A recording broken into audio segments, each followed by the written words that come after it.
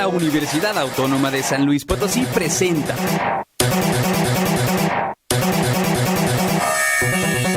En sintonía con la ciencia y la tecnología. Un programa de la Secretaría de Investigación y Posgrado. 88.5 FM y 1190 AM. Radio Universidad. Síguenos también en Facebook y Twitter. ¿Cómo está? Buenas tardes. Bienvenido a este su programa En sintonía con la ciencia y la tecnología de la Secretaría de Investigación y Posgrado de esta Universidad Autónoma de San Luis Potosí. La verdad que nos da muchísimo gusto que el día de hoy, 11 de febrero del 2016, un día muy cercano también a lo que es esta fecha, pues un tanto de mercadotecnia, pero también una fecha que podemos utilizar como un pretexto para celebrar el Día del Amor y la Amistad. La verdad que muchísimas gracias de que esté con nosotros, sobre todo pues el día de hoy estamos completamente en vivo. Ojalá que se nos sintonice a través de internet, a través del 88.5 de FM, o si nos está escuchando el sábado.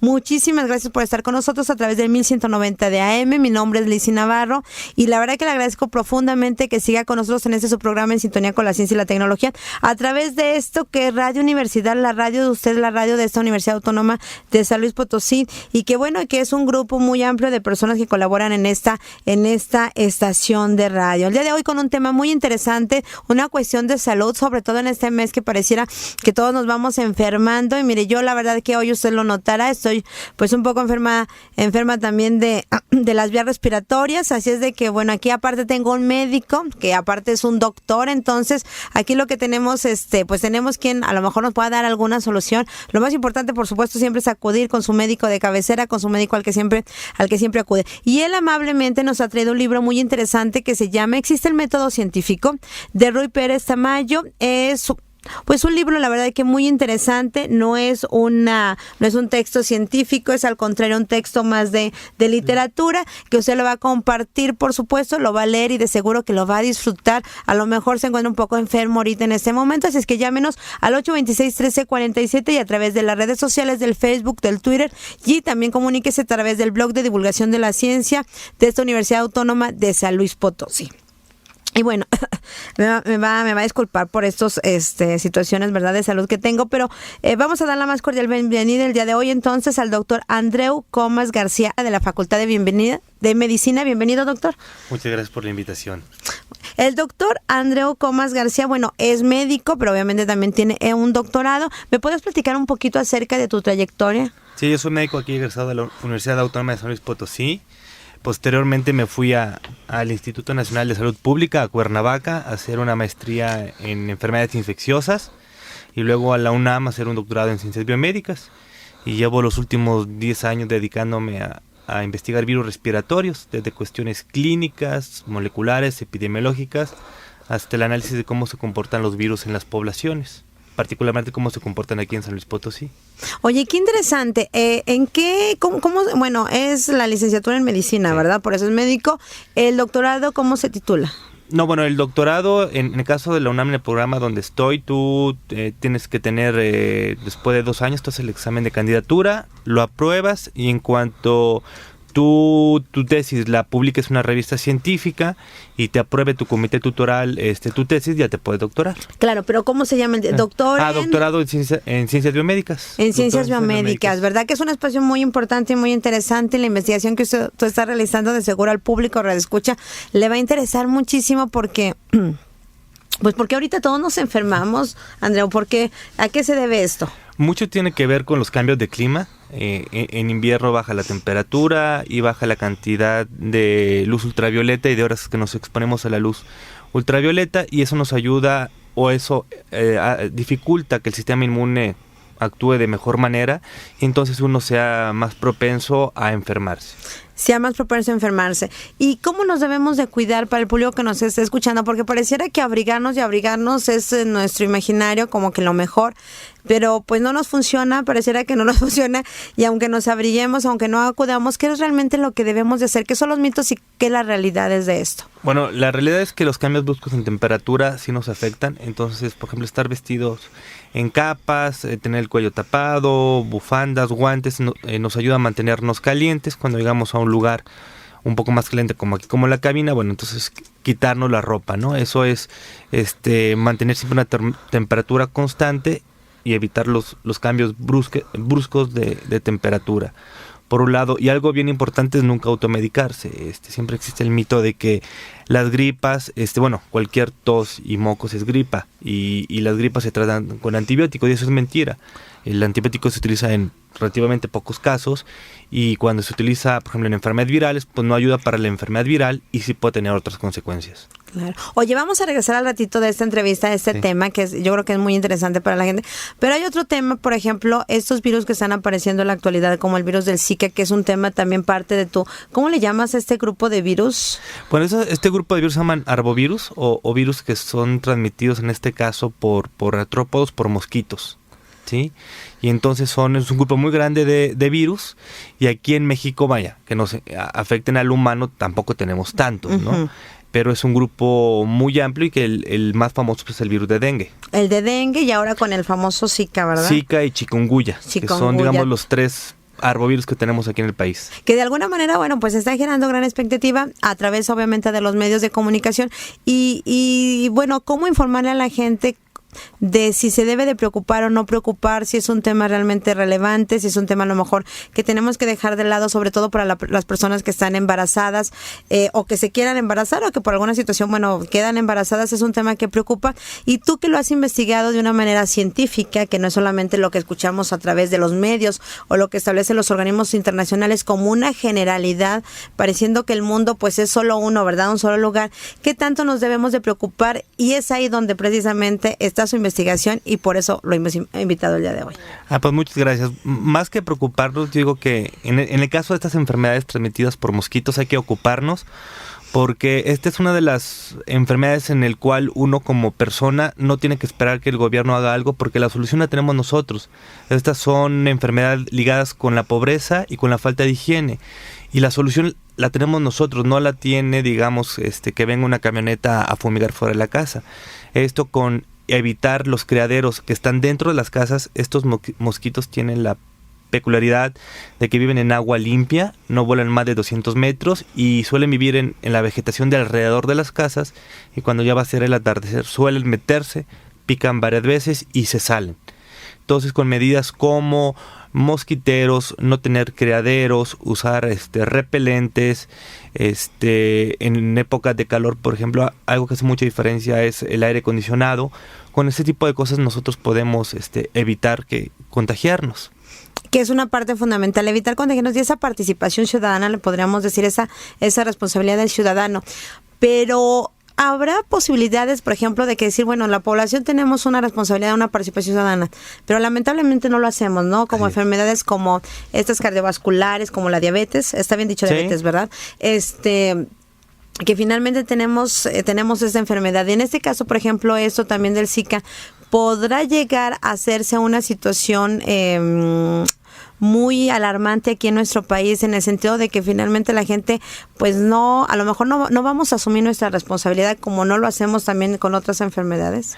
Pues aquí la cosa es que tenemos 3 virus que compiten, digamos, por el mismo mosquito, que es dengue, que es el virus de chikungunya, y ahora el de Zika. Y hay parte del país en donde, por ejemplo, dengue ha sido un problema muy grave, ¿no? Guerrero, Oaxaca, Morelos, todo el golfo del país, es lugar donde tenemos mucho dengue. Y claro, si no se puede controlar la enfermedad de dengue, este año que hubo chikungunya, tampoco fue fácil controlar chikungunya, y ahora viene Zika. Lo que no sabemos es cuál de los virus es el que va a predominar, ¿no? Digamos, esto es una competencia entre 3 jugadores. Digamos, es como si 3 personas se quieren subir al mismo vehículo, y ese vehículo solo tiene una plaza. Entonces, uno de los 3 es el que se va a subir a ese vehículo, y es el que va a predominar en el país. Que lo mejor sería que se quedara como el dengue, que ya lo sabemos dominar más, ¿o no? Pues hasta hace pocos años con el virus de Zika, digamos, no pasaba mucho. Es un virus que, aunque se descubrió en 1947, digamos casi por accidente, los primeros brotes no se tuvieron hasta por ahí de entre 1951 y 81. Luego es un virus que desaparece por 26 años y vuelve a aparecer hasta por ahí del 2007 en el Pacífico, en la Micronesia, y de ahí se va a la Polinesia Filipina, y de ahí llega a la isla de Pascua, y recordemos que hace 2 años fue el Mundial de Brasil, y entonces llega, probablemente con el Mundial llega a Brasil. Entonces tenemos ahora este brote que pareciera ser muy alarmante, pero que en otros lugares como Micronesia o como la Polinesia Francesa o como ahorita lo que está pasando en Centroamérica no es tan alarmante. Muy bien, que esa es una parte fundamental. Y por ejemplo aquí en la capital, San Luis Potosí, y el estado de San Luis Potosí, que nos están sobre todo escuchando la población, o por ejemplo aquí cercano, que mando un saludo a los radioescuchas que vivimos, nos están escuchando desde Querétaro y desde la Ciudad de México, que a través de internet de Radio Universidad, ¿qué tantas posibilidades tenemos de que se dé? Bueno, aquí en el estado, en lo que es la zona del altiplano y zona centro, es bastante improbable que tengamos casos originarios de aquí. Ajá. La mayoría de los casos se van a dar de la Huasteca, de la zona media. Aunque aquí por ejemplo, en la ciudad de San Luis tenemos el mosquito que trae estos 3 virus, este mosquito hasta ahorita no ha generado brotes en San Luis. Durante mucho tiempo se dijo que el mosquito no puede vivir a esta altura. Ajá. Hoy por hoy ya vive a esta altura, entonces sufrió algo que biológicamente se conoce como adecuación, se adaptó a vivir en este ambiente y probablemente perdió la capacidad por lo menos de infectarse por dengue. En donde sí se espera que, como cada año hay mucho dengue, y este año hubo chikungunya, y probablemente vaya a haber Zika, por ejemplo, es en la Huasteca Potosina, ¿no? Y de los estados vecinos, todo lo que es el Bajío, es difícil, o hay muy pocos casos de dengue, ¿sí? Pero lo que ya es pegado hacia Jalisco, sí hay más casos, o lo que ya se pega, por ejemplo, hacia, ¿cómo se llama? Hacia Querétaro, hacia la sierra de Querétaro, también luego puede haber casos.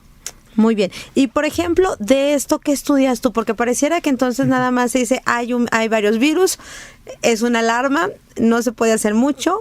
Pero entonces, para que la gente, y bueno, tu servidora también, por supuesto, entendamos en qué residen entonces sus investigaciones. Bueno, yo trabajo con virus respiratorios, como el de influenza o el de sincicial respiratorio, y entre las cosas que hago es, uno, tratar de detectar cuáles son aquellos factores de riesgo que son los más importantes para que alguien tenga una enfermedad grave que lo lleve al hospital. Esa es una parte de lo que hago, estudiar mucho de la inmunología.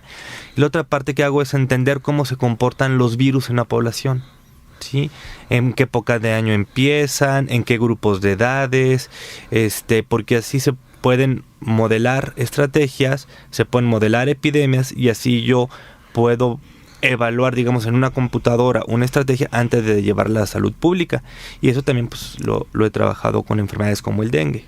Y por ejemplo, todas estas informaciones precisas después las puede tomar la Secretaría de Salud y aterrizarlas en mejores estrategias. Esa es la idea, nosotros generar un panorama, digamos, en una simulación en una computadora, decir, bueno, así va a ser el brote, estas son las características de un brote, que puede ser por cualquier patógeno que queramos, y luego, decir, si vacuno a tantos, ¿qué pasa? Si vacuno a este grupo de edad, ¿qué pasa? Si cierro las escuelas, ¿qué pasa? Y luego se hace un análisis costo-beneficio, y entonces uno ya presenta, mira, bajo este escenario te conviene hacer esto, o no te conviene hacer este otro, ¿no? Claro, para enfermedades como influenza o como sincicial es más fácil, y para enfermedades transmitidas por mosquitos, esto es mucho más complicado. Claro. Oye, una pregunta, y por ejemplo, en este caso de tus investigaciones, ¿puede haber una forma de erradicarlo completamente? ¿Puede haber una forma que posteriormente este tipo de enfermedades como el dengue, que se transmiten a través de mosquitos, hay ese pronóstico, esa planeación, esos proyectos de investigación que digan, bueno, ya desaparecen como tal, o si me pica hay una vacuna que no se va uno a enfermar? Bueno, en el caso de las enfermedades transmitidas por mosquitos, estas no se pueden erradicar. Se puede disminuir, y alguna vez se logró aquí en los 60, 70 en el continente americano disminuir la población de mosquitos, pero en los 80 otra vez la población de mosquitos volvió a invadir todo el continente. Entonces se puede mitigar, pero no se puede erradicar. Y claro, hay estrategias como ahorita la vacuna que ya está aprobada en México, es el primer país que aprueba la vacuna de Sanofi Pasteur, y es una vacuna que no tiene una efectividad del 100% para la enfermedad leve, vaya, no evita todos los casos de enfermedad leve, sí evita la mayoría y sobre todo evita las formas graves del dengue, ¿sí? Entonces, si uno combina estrategias, por ejemplo, vacunar más mantener las casas o las colonias limpias, ahí sí uno puede desaparecer mucho, mitigar bastante lo que es la frecuencia de estas enfermedades. ¿Y esa vacuna ya se aplica también aquí en estados como San Luis Potosí? Ya tiene el registro por parte de la COFEPRIS, todavía no se está comercializando de manera privada y todavía no queda claro si sí o si no el gobierno federal la va a incluir, y en caso de que la incluya, si va a ser, por ejemplo, para todo el país o nada más para los lugares de alto riesgo. Eso todavía no lo sabemos, pero ya tenemos la vacuna, ¿no? Que eso es algo muy importante, sobre todo estados como que serán como Sinaloa, como Sonora, todo lo que como son Colima, la costa de nuestro país, todas las costas del país, todo lo que es la península de Yucatán, ahora sí que todo Hidalgo, Morelos, Guerrero, Oaxaca, Chiapas, Tabasco, Veracruz, la Huasteca Potosina, la Huasteca de Tamaulipas y Nuevo León, ¿sí? Estas regiones, digamos, más tropicales son las que necesitan la vacuna. En regiones como el Bajío o como Monterrey, Coahuila, Torreón, son regiones más áridas y es mucho más difícil que ahí tengamos brotes. Pero, por ejemplo, esta vacuna, ¿para cuándo creen ustedes que ya se ponga a disponibilidad de la población en general? Hasta donde yo me quedé, la idea es que empezara ya a aplicarse este año. Este año. Sí. Muy bien. Y me imagino que primero están en el sector privado y después en el sector público. Normalmente eso depende, uno, de qué tantas vacunas vaya a comprar el gobierno y de la capacidad de producción por parte de la empresa. Y eso va a dictaminar qué tantas vacunas va a tener el sector privado. Ahora, el volumen de vacunas o de personas que vacunan los médicos, digamos, privados, es muy poquito, ¿no? Sí. Es menos del 10%, ¿no? de las vacunas. El otro, un poquito más del 90% lo consume siempre el gobierno. Hay una cuestión que siempre las vacunas, y bueno, agradecemos al doctor Flavio Martínez, que fue quien nos contactó con el doctor Andreu, y felicitar por supuesto también al doctor Alejandro Cermeño, el mejor oftalmólogo de San Luis. Yo digo ahora, como en su época fue el doctor Nava, siempre digo que es el mejor, aparte muy justo y atiende a toda la población, y es un excelente director y aparte también médico. De verdad que tiene ambas competencias, y ambas, la verdad que es una persona muy admirable el doctor, y apoya muchísimo a la gente que a veces no tiene recursos, y ojalá, bueno, que tenga personas como tú, Andreu, la verdad que fortalece mucho la Facultad de Medicina, y que por eso sigue siendo la mejor del país. Y por eso, Andreu, te viniste desde Acapulco, ¿verdad? Sí. Cambiaste Acapulco por San Luis Potosí. Sí, el Potosí. último año de prepa lo hicimos aquí. Mi hermano, que es licenciado en química, y yo nos vinimos, y yo me quedé a estudiar medicina, y ya luego la idea fue salir, prepararme para regresar. Y para regresar a la autónoma. A la autónoma, ¿verdad? Sí, aquí me crié en la investigación, aquí me gustó y soy orgulloso de esta universidad. Creo que se hacen las cosas bien y la idea fue regresar. Oye, muy diferente a Acapulco a San Luis Potosí como lugar. Sí, de todo, desde precio, ritmo de vida, nivel cultural, todo es muy diferente. Acapulco uno lo asocia más a fiesta, sí, y San Luis Potosí más a cuestión de vida más académica, de mayor trabajo. Sí. Sí, aquí la vida académica y cultural es bastante más rica, muy típica del Bajío, y entonces es muy agradable vivir aquí. La calidad de vida es buena aquí. Pero Acapulco también es muy bello, y ojalá que lleguen a estar los estándares de seguridad mejor, ¿verdad? Sí, bueno, en la zona de la bahía, de la costera, la zona turística, es una zona que es muy segura, ¿no? Por eso no hay problema, el turista puede ir y no hay mayor problema. Los problemas de inseguridad en Acapulco es que el municipio es muy grande. Entonces son en las zonas pobres, en la montaña del municipio y en las partes no turísticas. Antes de ese, que es túnel que pasa uno, ¿cómo se llama? Bueno, el Maxi Túnel. Ajá. Pero antes de eso está el río Papagayo, el túnel del río Papagayo, bueno, el puente del río Papagayo, y ahí empieza el municipio de Acapulco, más o menos por ahí, y de ahí hasta el mar. Es un municipio muy grande. Pero digamos que esa es la zona anterior, es la zona que es un poco más... Sí, digamos del túnel y la montaña que está encima del túnel hacia atrás, es la zona que tiene mucha pobreza, tiene bajos niveles de educación, de servicios de salud. Entonces, pues esa es la zona conflictiva. La zona turística no tanto, ¿no? ¿Y te inspiraste, por ejemplo, en esta población tuya, en esta zona, para hacer este tipo de estudios que finalmente son a los que más afectan?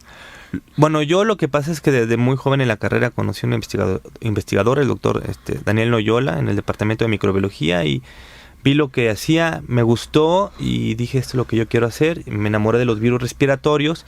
Bueno, ya luego me fui a un laboratorio de dengue y ahí es muy diferente porque me tocó ir a comunidades de Morelos donde había proyectos para desde saber qué tan frecuentes son las infecciones hasta ver estrategias cómo funcionan, y te toca ver los criaderos en casas, desde casas muy humildes, de lámina hasta casas muy bien hechas y que tienen los criaderos, y que es muy difícil cambiar la cultura de, por ejemplo, cómo vivir, de tapar el agua, de poner el abate. Claro, lo que pasa es que es complicado. Oigan, miren, teníamos preparado, por supuesto, como siempre, el espacio musical, pero por esta ocasión, y siendo un tema tan relevante, lo hemos omitido. Pero déjenme recordarle que el día de hoy el doctor Andreu Comas García Ávila nos ha traído un libro muy interesante de Ruy Pérez Tamayo. Es sobre las cuestiones científicas, pero más enfocadas a la cuestión de la literatura, más en cuestiones de que usted disfrute esta obra muy interesante. Ojalá que se pueda comunicar al 826-1347, también a través de nuestras redes sociales, a través del Facebook, a través del Twitter, a través, por supuesto, del blog de divulgación de las ciencias de la UASLP. Y bueno, como es un tema tan interesante, y la verdad es que a toda la sociedad nos ocupa ese tema de la salud, como todos los demás temas, pero en este caso, por ser un mes tan pues de tantas ausencias, también a veces también en el ámbito académico, en el ámbito escolar, en el ámbito laboral, pues es fundamental que escuchemos al doctor Andreu Comas García, experto en estos temas. Y bueno, continuando, Andreu, finalmente esto que nos dices de los virus, de las cuestiones del dengue, de las cuestiones del chikungunya, ¿verdad? El chikungunya también. ¿Está bien dicho? Chikungunya, que además es una excelente campaña que se ha dado a través de los medios de comunicación, sobre todo en la televisión, esta canción muy pegajosa, pero como tú dices, hay una participación ciudadana. Y por ejemplo, en su casa yo tengo un mono chillón. Y entonces, bueno, lo limpio precisamente para que no se hagan estos mosquitos. Pero luego hay una parte que se queda donde va la bomba, que a veces ya uno no tiene la precaución. Entonces, finalmente, como que siempre hay foquitos ahí de infección. A veces una botella de un refresco se queda. Y luego, bueno, pues a veces hay agua ahí. Bueno, se hace, como tú dices, un criadero, ¿verdad? Que pareciera un criadero de vacas, ¿verdad? Un criadero de cosas así más comestibles, pero no es un criadero de mosquitos que ponen en riesgo la salud de nosotros. Pero, ¿qué le podemos entonces decir a la población, sobre todo a la de la Huasteca? Bueno, que no se embarace, perdón, a las mujeres, ¿qué hacer? Eso es muy, muy discutible, lo de no embarazarse. Lo primero es evitar los criaderos, por ejemplo, tapar los aljibes, tapar los tinacos. En las zonas tropicales tienden mucho a tener grandes tambos con agua para recolectar el agua, taparlas. Mismo los servicios de salud siempre están dando productos para evitar que crezcan las larvas. Entonces ponerle esos productos que literal están regalando. Hay otras estrategias que funcionan muy bien, y es que también regalan peces que se comen a las larvas. Entonces es otro sistema, sino que es tener el abate, puedes tener estos peces que se comen a las larvas, y simplemente con eso y tener un patio limpio. Y claro, el chiste es ponerse de acuerdo con los vecinos, porque el mosquito puede volar como 200 metros. Entonces a lo mejor tu casa está limpia, pero la casa de atrás no. Claro. Si hay una buena comunidad entre los vecinos, pues por manzanas se va a ir logrando dejar de tener los criaderos, tanto en las casas, en las escuelas como en las oficinas, que es el lugar donde pasamos más trabajo, y así ir disminuyendo la población de mosquitos e ir disminuyendo el contagio. Pero una persona ya contagiada, por ejemplo, estableció ya la Organización Mundial de la Salud la recomendación a los países, a los gobiernos sobre todo, que apoyen la decisión de la mujer, y sobre todo aconsejan una persona contagiada por el Zika de abortar. Aquí la cuestión es que la Organización Mundial de la Salud dice hay que dar, no fomentar, hay que dar el acceso al aborto.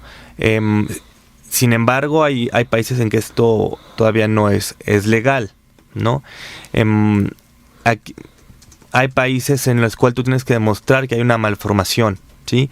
Entonces tampoco desde el punto de vista legal y médico, inclusive aquí en México no todos los estados tienen la misma legislación. Entonces es un tema complicado, y también ahí se meten temas religiosos. Entonces, pues antes de llegar al problema de tener que una embarazada aborte, pues es primero que evitar que la embarazada se infecte.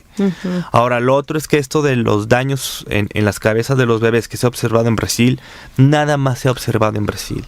En El Salvador, que ya tienen Zika, ya reportaron los primeros, síntomas neurológicos, otras enfermedades neurológicas que se da en esta infección, que también se reportaron en la Polinesia, no se han reportado, ya en ellos no se han reportado problemas de microcefalia, de las cabezas pequeñas. Entonces todavía no queda realmente muy claro que el virus sea el causante. Hay que tomar en cuenta el contexto de Brasil. Brasil hace 2 años tuvo un mundial y hoy tiene unas olimpiadas. Entonces se hizo una campaña muy fuerte de fumigación de mosquitos para evitar los brotes de dengue en las olimpiadas. Entonces cabe la posibilidad, cabe la opción de que no sea la microcefalia, no sea por el mosquito, por el virus, sea por el pesticida. Y es algo que todavía nos falta establecer. No podemos tener toda una relación causal entre la infección por Zika y estos bebés que nacen con la cabeza pequeña o con daño cerebral. O sea que puede ser por el pesticida, un químico utilizado para combatir este criadero. Estos criaderos es una opción. Entonces las dos se tienen que evaluar, ¿no? Como toda la vida, los pesticidas siempre tienen pros y contras. Entonces en otros países el mensaje aquí es: hay que quedarnos tranquilos porque en otros países no se ha presentado estos defectos al nacimiento. En el nacimiento. Bueno, pues vamos a quedarnos con esta información muy importante, precisa, de un investigador de la Facultad de Medicina de esta Universidad Autónoma de San Luis Potosí. Ojalá que no se vaya, que esté con nosotros la próxima media hora, que nos escuche porque son temas muy interesantes. También invitarlo, por supuesto, a comunicarse con nosotros al 826-1347 a través de nuestras redes sociales y a través del blog de divulgación de la ciencia de la UASLP por este libro que se está regalando y que nos trajo, por supuesto, en cortesía el doctor Andreu. Y también decirle que muchísimas gracias por seguir con nosotros en todos los proyectos de divulgación de la ciencia. Vamos al siguiente espacio no musicales, vamos al siguiente espacio para escuchar información sobre esta Universidad Autónoma de San Luis Potosí. Comunícate con nosotros. Al 826-1347. ¿Yo puedo mandar un saludo?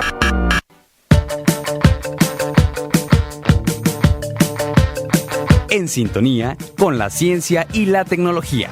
Regresamos.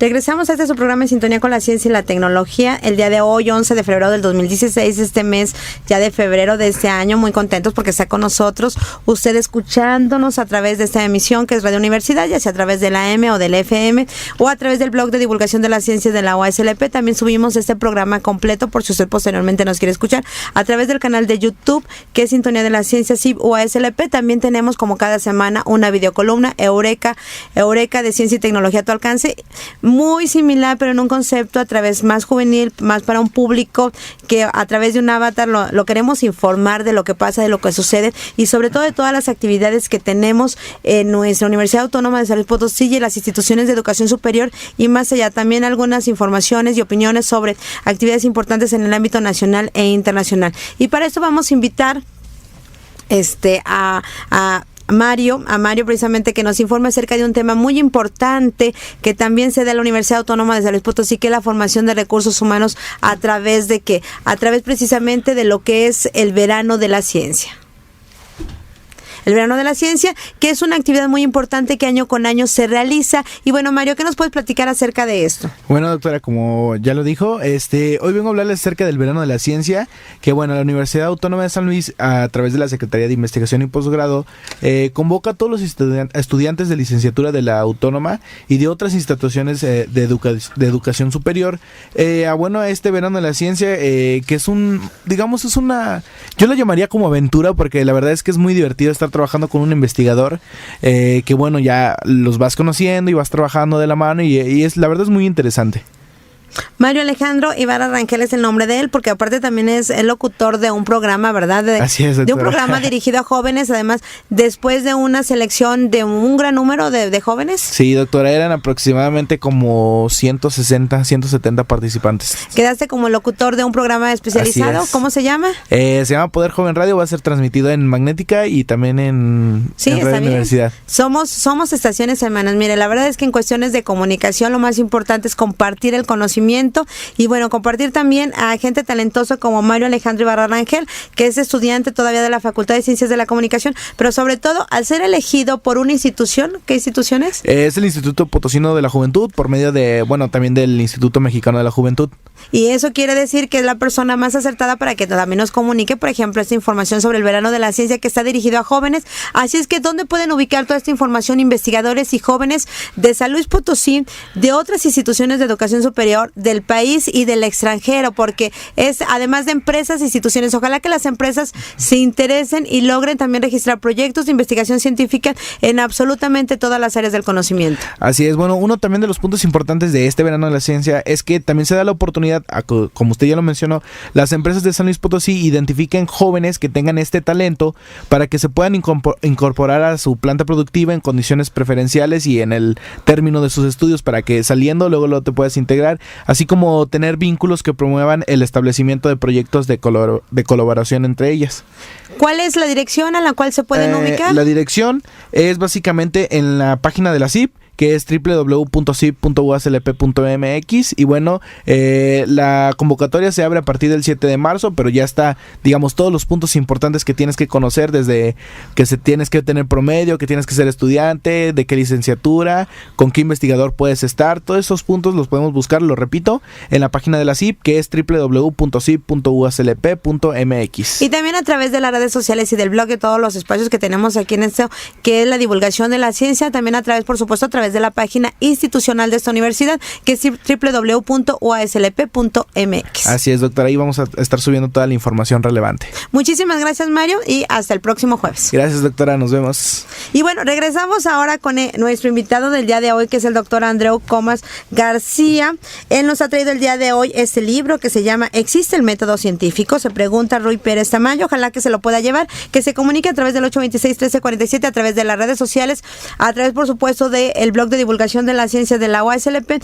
Y bueno, él es un investigador de la Facultad de Medicina, una de las facultades de mayor renombre, prestigio en el ámbito nacional e internacional. Y él es un investigador, pues que está siguiendo estos temas que el día de hoy nos atañen, ¿verdad? Andreu, ¿qué son estos temas de estos virus del dengue? Del dengue, de chikungunya y de Zika. Y especializado también en estos virus también de las enfermedades respiratorias. Sí, lo que es sobre todo influenza y uno que se llama virus sincicial respiratorio. ¿Cómo se llama? Virus sincicial respiratorio. Y en el caso, por ejemplo, de estos virus de las enfermedades respiratorias, ¿cuáles han sido tus proyectos de investigación? Bueno, empecé de estudiar, hacer un proyecto con el doctor Daniel Loyola para disminuir la transmisión de estas enfermedades dentro del hospital, algo que pasa bien frecuente. Un niño está hospitalizado en época invernal por una apendicitis, ¿no? Uh-huh. Y al lado tenía un niño con una neumonía viral. Entonces luego, pues ese niño que ha salido de la apendicitis adquiría esa neumonía que se llama nosocomial o intrahospitalaria. Entonces, primero fue detectar el virus, hacer todo un sistema para prevenir eso, y bueno, y la tasa ya de infecciones, por ejemplo, en el caso en el hospital donde trabajábamos, pues, se disminuyó mucho. ¿Y cómo es esto? ¿Cuál fue la estrategia? Pues llega un niño con un problema de una infección respiratoria, digamos, se aísla, se pone en un lugar aparte, hay un estetoscopio para ese niño que hay que lavarlo después de usarlo cada vez, se pone una bata desechable para tocar a ese niño, unos guantes, un cubrebocas, y así, por ejemplo, yo no voy a andar contagiando a los niños que están al lado. Y lo más importante, que es el lavado de manos. Claro. ¿Sí? Antes y después del paciente. Antes y después, y es algo muy frecuente, ¿no? Este contagio que dice, no es que voy a ir al hospital y entro por una enfermedad y salgo, ahí me dan otras, y total que a lo mejor si tuve que estar un día, a lo mejor llega a haber estancias de una semana, 2 semanas o un mes. Así es. Las infecciones nosocomiales es un problema, es un riesgo que todo el mundo tiene al entrar al hospital, ¿no? Claro, dependiendo de qué tan correcto sea como nosotros como médicos y el personal de salud trabaja en el hospital, pues se va a disminuir ese riesgo. También el no estar llevando, por ejemplo, que suele pasar en los hospitales privados, no sé, hay un familiar enfermo y uno lleva al hijo, al niño, a ver al familiar enfermo, pues eso también les da más riesgo que ellos se enfermen o que ellos vayan enfermos y contagien a alguien más. ¿Cómo, por ejemplo, tú que eres médico, debe de ser la actitud de una persona que visita a un paciente? Y te lo digo, por ejemplo, también en el caso de las mujeres que acaban de tener un bebé, cuando nosotros tuvimos al bebé, ¿qué tan pertinente es y qué tanto la sociedad como que debemos de ser mejor educados? Que a veces llegamos a visitar a un bebecito que acaba de salir del hospital a los 3 días y todo el mundo lo quiere abrazar o besar. O, por ejemplo, una persona está enferma y todo el mundo queremos acudir a verlo. Entonces, pareciera que a veces asumir, ¿qué tanto debemos asumir esa responsabilidad como ciudadanos también? El no contagiarnos, porque después vienen las enfermedades, ausentismos en la escuela, en el trabajo, y que son responsabilidad de nosotros.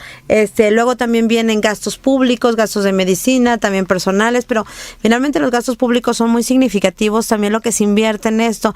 ¿Qué tanto debemos decir, oiga, ese amor a lo mejor deténgalo un poquito, este mes que es el mes del amor y la amistad, deténgalo un poquito, frénelo y manifiéstelo en otro momento? Pues, por ejemplo, en el caso de las embarazadas, digo, hay que ser prudente, hay que recordar que pues están cansadas, ¿no? Son muchas emociones, muchos cambios inclusive hormonales, entonces, bueno, si hay uno que no quiere visitar, pues ser prudente, muy poquito tiempo, y bien importante lavarse las manos antes y después, ¿no? De estar con la persona que uno fue a ver. Si tiene cualquier sospecha de que estar agripado o enfermo, o cualquiera en la casa lo está, pues mejor no ir y darles un par de semanas a que la mamá, el papá y el hijo, digamos, ya estén mejor adaptados. Y en cualquier otra enfermedad, pues si de plano no es muy necesario ir a ver, pues una llamada telefónica, mensajes, y mejor así.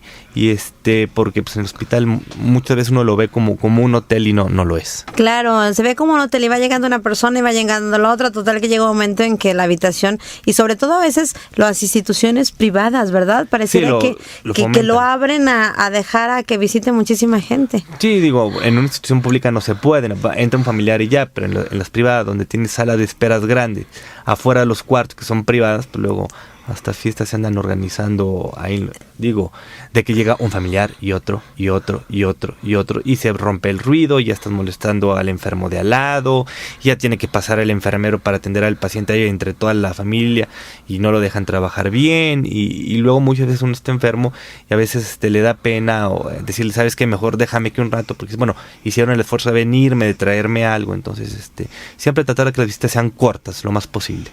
Le mando un saludo y bueno, ojalá que tú también se lo hagas llegar al doctor Alfredo Díaz Martínez, que es el ginecólogo con el que yo he ido siempre. Y por ejemplo, él me hablaba mucho de esta lucha que él tenía, porque siempre la zona maternal, esta zona, se pusiera al final, o sea, se pusiera cuidar mucho la seguridad de que no se roben los bebés, pero también al final para que no esté en medio de los espacios hospitalarios, precisamente por estos contagios. Decía él, es que no puede estar un paciente enfermo de una naturaleza en un piso, en una habitación, y luego al lado una persona que acaba de tener bebé. Entonces tienen que estar todos concentrados en una zona, y sobre todo al final. Sí, ahí concuerdo con él, ¿no? Digo, o sea, inclusive hoy estuvo un paciente, no sé, que tuvo una infección en un cuarto, se lava ese cuarto y mañana viene una embarazada que va a estar ahí con el bebé, ¿no? Entonces siempre lo ideal sería tener esas áreas de maternidad exclusivas, donde también la seguridad tiene que ser diferente, donde si te supone que nada más metes embarazadas, pues hay menos infecciones ahí, entonces uno puede tener un trato diferente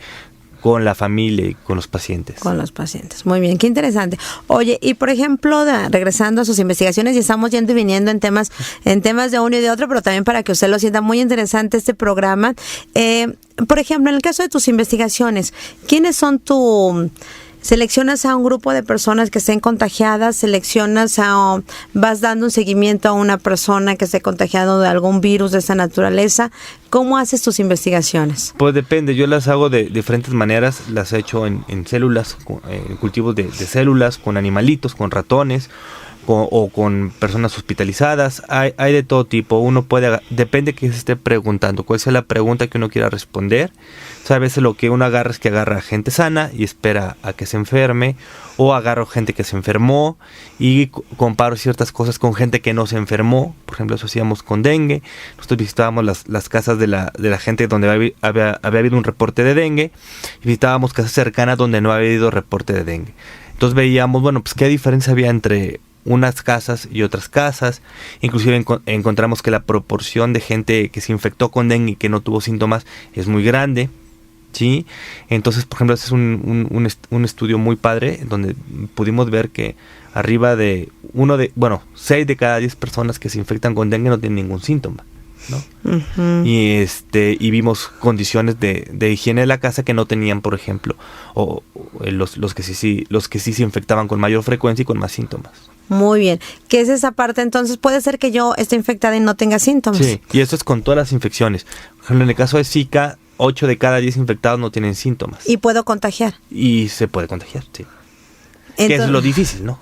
Claro. Esas de las cosas de la humanidad, ¿verdad? Es como cuando tú llevas a tus hijos sobre todo al preescolar, al maternal, entonces va sano, ¿no? Entonces fue a la escuela y ya mañana empieza con fiebre tu hijo. Entonces, desde el día antes de tener fiebre ya contagiaba a sus compañeritos. Entonces, bueno, hay un filtro escolar que te pide, ya si está enfermo, pues no lo lleves. Entonces ya puedes evitar que Claro. ya estando enfermo lo lleves, pero no puedes evitar la parte de que tú puedes transmitir antes de tener síntomas. Y Claro. ni modo, eso no hay manera de evitarlo. Y eso es bien frecuente, por ejemplo, en las guarderías y en los maternales. Y pues para la gente, las mamás que trabajamos, ¿verdad? Pues desde los 3 meses nuestros hijos están en guardería o desde antes, algunas a partir de los 45 días, pero bueno, esa es la realidad humana y lo más importante es acercarnos a la investigación científica, al conocimiento y que sea una información que a usted le sirva. Por eso el día de hoy tenemos como invitado al doctor Andreu Comas García y vamos al siguiente espacio musical. Ojalá que lo disfrute, ojalá que también para esta fecha tan importante como es el 14 de febrero, ¿por qué no? Y le digo importante porque finalmente la vida, más allá de la cuestión profesional, creo que siempre lo más importante es la vida personal de todo ser humano, con su familia, con su esposo, con sus hijos, con su pareja, con sus amigos, por supuesto, con los compañeros que uno tiene, porque es la parte que de seguro uno se va a acordar cuando se esté muriendo. De seguro, más allá de la vida profesional, uno cuando se esté muriendo, y bueno, aquí que tengo un médico, ¿verdad? Nos vamos a estar acordando de eso que logramos o no en la vida personal como primer lugar y bueno, por supuesto que siempre ser muy profesional en la vida laboral, pero como un segundo momento. Vamos al siguiente espacio musical y regresamos. Enlázate. Ciencia y tecnología a tu alcance.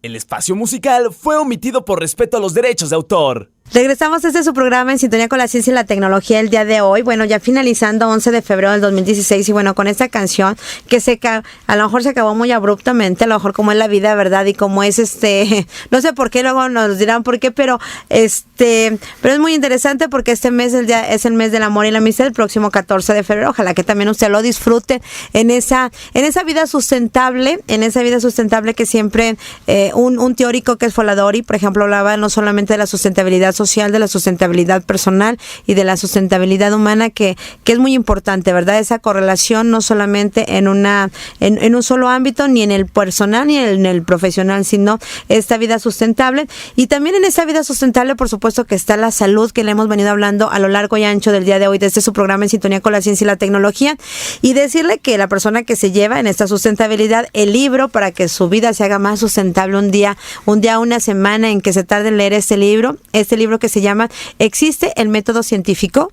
Se plantea como pregunta Ruy Pérez Tamayo, se lo lleva Angelina Garrigos Esparza, espero que sea el apellido correcto, Garrigos Esparza. Ojalá que venga aquí a las oficinas de Radio Universidad a partir del día de mañana hasta el miércoles para recibir este obsequio que lo ha regalado, por supuesto, nuestro invitado del día de hoy, el doctor Andreu Comas García, y que además de su plática tan interesante, de su preparación, pues tú también vas a celebrar con tu familia, Andreu. Sí, así es. Así es. ¿Tienes hijos, Andreu? Sí, uno. ¿Uno? Dos añitos. ¿Casado? Sí. Y bueno, una vida sustentable, ¿verdad? También un investigador la puede tener. Sí, bueno, el chiste es tener, también por eso escogí la investigación y no la clínica, tener una vida pues de familia, una vida más tranquila, una vida donde uno pudiera hacer otras cosas, deporte, cultura, llevársela también un poco más leve. Y también a la investigación, pues también tiene sus tiempos, ¿verdad? Sí, uno se hace sus tiempos más fácil que el médico que se dedica a la clínica, ¿no? Tú como investigación, tienes que cumplir metas, y mientras llegues a tal fecha con tu producto, pues bueno, no hay problema. Cómo llegues a ese producto, pues es cosa tuya, ¿no? Claro. Y también obviamente felicitar a todos los médicos, que también es una labor y que, como tú dices, es muy importante ir con un médico para que nos consulte esto de la automedicación. Sí, y sobre todo siempre lo digo, ir con un médico de confianza, el médico habitual, el que te conoce, porque siempre se lo pongo en ejemplo a los niños en las guarderías, que también llaman para dar esas pláticas. Llega un niño que trae muchos moquitos. Pues mándalo con el pediatra. Y el pediatra ya lo conoce y dice, oye, pues es que es una reacción al frío. Entonces le doy medicamentos, que no es una gripa, no es una infección. Le doy medicamentos para esa reacción al frío. Deja literal de moquear y ya por regresar a la escuela. Pero si yo, en lugar de llevarlo con su médico habitual, lo llevo con el que me encontré en ese momento más cerca, sí, pues no lo va a conocer y va a pensar, bueno, a lo mejor es una gripa porque ya no conozco a ese niño, ¿no? Y eso siempre te dificulta más el diagnóstico. Claro. Andar cambiando de médico es un problema que afecta mucho las recetas y muchas veces se hacen cosas que no son las más adecuadas. Mira, yo ya tengo 11 años con el doctor Raúl Ochoa Zavala como pediatra y la verdad es que me tardo mucho esperando siempre la consulta, pero vale la pena, como tú dices, porque es una constancia y sobre todo que uno no puede planear cuándo enfermarse. Llega los días festivos, sábados y domingos, llega 25 de diciembre, 1 de enero y donde hay médicos, bueno, a ese médico con el que siempre acudimos pues le podemos llamar. Sí, generas una relación de confianza, al fin de cuentas terminas teniendo su teléfono, su correo, su WhatsApp, entonces le puedes hablar, entonces y como tu médico va sabiendo, sabes que si de plano me habla esta paciente, no es normal, algo anda mal, o ya sabes que siempre hay personas que te hablan o te buscan por cualquier cosa, entonces vas aprendiendo a conocer a los pacientes y eso te ayuda también a saber cómo está el asunto. Claro, y esa parte es fundamental. Y bueno, Andreu, finalizando este programa, voy a preguntar más o menos cuántos minutos tenemos para finalizar este programa. ¿Qué recomendaciones harías tú, entonces, en síntesis, para la población potosina que vive aquí y para la población que va a viajar, por ejemplo, que esté en constante movimiento?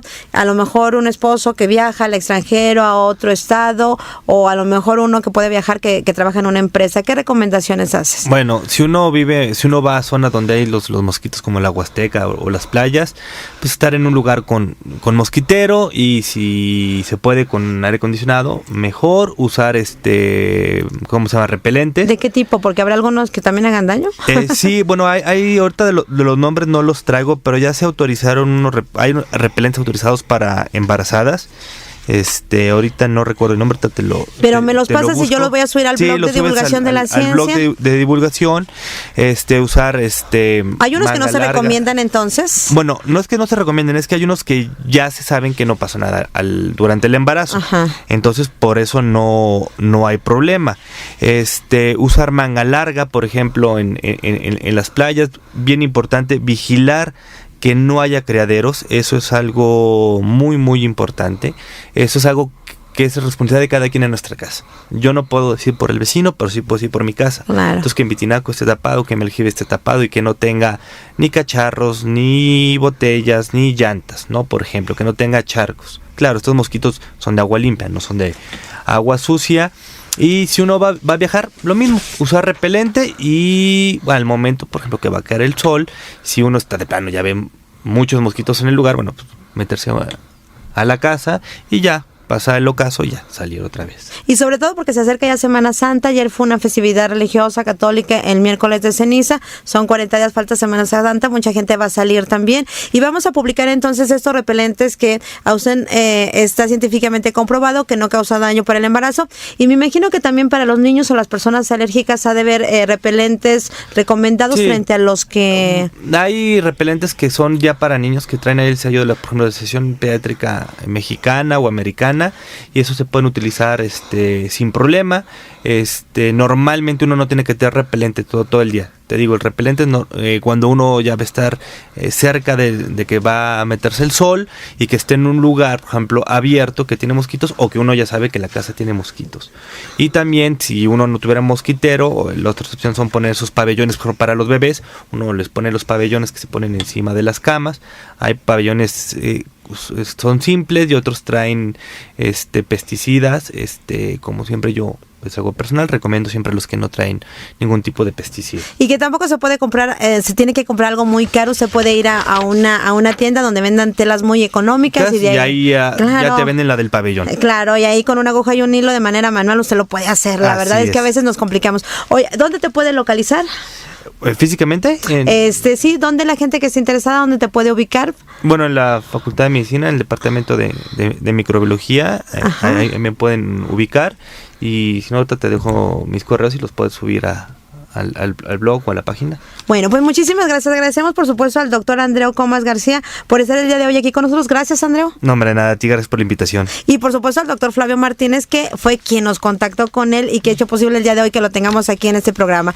Por supuesto que el más importante, como siempre, va a ser usted que nos ha escuchado el día de hoy. Muchísimas gracias. Ojalá que se la pase muy bien este fin de semana. Por supuesto, nuestros agradecimientos a la coordinadora de Radio Universidad, a la licenciada Leticia Zavala Pérez, a la jefa de la División de Arte y Cultura de la UASLP, la licenciada Cintia Vallemid, al maestro arquitecto Manuel Fermín Villarrubio, rector de esta máxima casa de estudios, por supuesto al doctor Jorge Fernando Toro Vázquez, secretario de Investigación y Posgrado, en los controles Alex, y la verdad que siempre se me olvida, pero hoy lo tengo que repetir, es a Efraín, que nos hace posible también que el sábado se transmita este programa. Muchísimas gracias, Efraín, que siempre está contestándome los WhatsApp a cualquier hora y siempre está de la mano con nosotros, junto con todos los compañeros, Anabel también que está en AM, Ale también que nos hace la recomendaciones siempre oportunas, a todo el equipo de Radio de la Universidad. Muchísimas gracias. Y bueno, por supuesto también que a nuestro colaborador Mario Alejandro Ibarra Rangel, para un público más joven, porque el objetivo es llegar a todos ustedes. Muchísimas gracias. Mi nombre es Lizzy Navarro y ojalá que la vida nos lo permita. También el día de hoy estuvo Mariel, se me estaba pasando, una colaboradora que ha estado en otros proyectos de investigación. Muchísimas gracias. Y por supuesto que ojalá que la vida nos lo permita, ojalá que la salud nos lo permita y que el próximo jueves estemos completamente en vivo con usted en este su programa En Sintonía con la Ciencia y la Tecnología. Muchísimas gracias y buenas tardes. La Universidad Autónoma de San Luis Potosí, Secretaría de Investigación y Posgrado, a través de la Dirección de Divulgación de la Ciencia, la Tecnología y el Posgrado, presentó En Sintonía con la Ciencia y la Tecnología. 88.5 FM y 1190 AM. Radio Universidad.